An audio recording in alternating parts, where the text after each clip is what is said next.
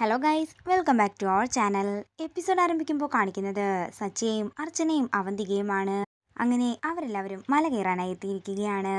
അവരെ കണ്ടയുടൻ തന്നെ ഒരു സിദ്ധൻ പറയുകയാണ്, അങ്ങനെ സ്ത്രീകളാരും ഈ മല കയറാൻ വന്നിട്ടില്ല, കയറി വന്നവരാരും തിരിച്ചു പോയിട്ടുമില്ല. കാട്ടുമൃഗങ്ങളുടെ ആക്രമണം ഏത് സമയത്ത് വേണമെങ്കിലും പ്രതീക്ഷിക്കാം. 2 ദിവസം മുമ്പാണ് ഒരു ഫോറസ്റ്റ് ഗാർഡിനെ ആന ചവിട്ടിക്കൊന്നത്. ഭയപ്പെടുത്താൻ വേണ്ടിയൊന്നും പറഞ്ഞതല്ല, മുന്നോട്ട് പോകുമ്പോൾ ഉണ്ടാകുന്ന ആപത്തുകളെക്കുറിച്ച് നേരത്തെ പറഞ്ഞെന്ന് മാത്രം. സ്വാമി, ഞങ്ങൾക്കിവിടെ ഒരു പൂജയുണ്ട്, അതിനുവേണ്ടിയാണ് വന്നതെന്ന് അർച്ചന പറയുമ്പോൾ ആ സിദ്ധം പറയുകയാണ്, അങ്ങനെ മഹാദേവൻ വിളിക്കാതെ ആർക്കും ഈ മല കയറി മുകളിലേക്കങ്ങ് ചെല്ലാനേ സാധിക്കില്ല. സ്വാമി എന്താ ഇതൊക്കെ പറഞ്ഞ് ഞങ്ങളെ പേടിപ്പിക്കാൻ നോക്കുകയാണോ? ഞങ്ങൾക്ക് ഒരു പേടിയുമില്ലെന്ന് അവന്തിക പറയുമ്പോൾ ആർക്കും ആരുടെ മേലും ഒരു ഉറപ്പും പറയാൻ പറ്റില്ലല്ലോ എന്ന് ആ സ്വാമി പറയുന്നു. ഭാഗ്യമുണ്ടെങ്കിൽ നിങ്ങൾക്ക് ഈ മല കയറാം. തുടർന്ന് തൻ്റെ അടുത്ത് നിൽക്കുന്ന പയ്യനെ കാണിച്ചുകൊണ്ട് ആ സ്വാമി പറയുകയാണ്, നിങ്ങൾക്ക് ഇവനെയും കൊണ്ട് മല കയറാം.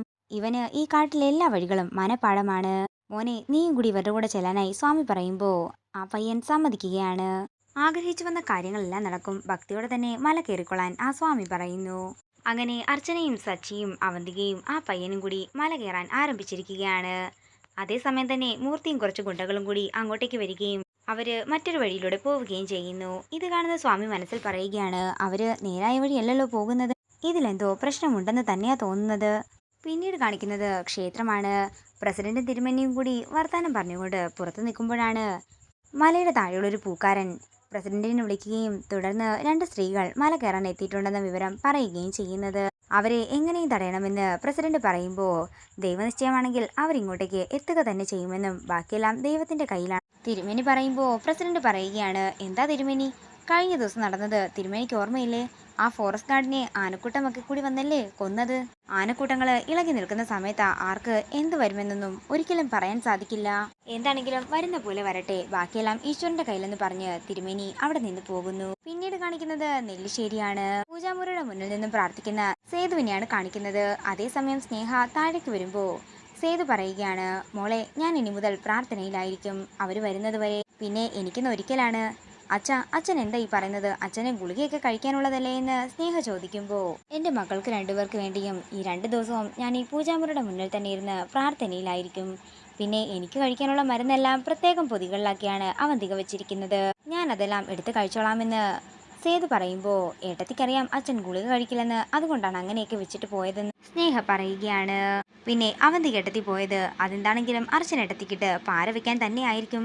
എന്തൊക്കെ പറഞ്ഞാലും അവർ 2 പേരും എൻ്റെ മക്കൾ തന്നെയാണെന്ന് സേതു പറയുന്നു. അതെ, പിന്നെ നിന്റെ കാര്യവും നീ ഇടയ്ക്ക് നോക്കണം, വയറ്റിൽ ഒരാളും കൂടി ഉള്ളതാണെന്ന് സേതു പറയുമ്പോൾ 2 ദിവസത്തേക്കുള്ള എൻ്റെ എല്ലാ കാര്യങ്ങളും സെറ്റ് ചെയ്ത് വെച്ചിട്ടാ ഏട്ടത്തി പോയതെന്ന് സന്തോഷത്തോടെ പറയുകയാണ് സ്നേഹ. പിന്നീട് കാണിക്കുന്നത് മല കയറിക്കൊണ്ടിരിക്കുന്ന അർച്ചനയും സച്ചിയെയും സുധിയെയും അവന്തികയുമാണ്. ആ സ്വാമി പറഞ്ഞതെല്ലാം സത്യമാണോ എന്ന് അവന്തിക സുധിയോട് ചോദിക്കുന്നു. അതെല്ലാം സത്യം തന്നെയാണ്. 5 വർഷം മുമ്പ് ഒരു സ്ത്രീ മല കയറാൻ വന്നിട്ടുണ്ടായിരുന്നു.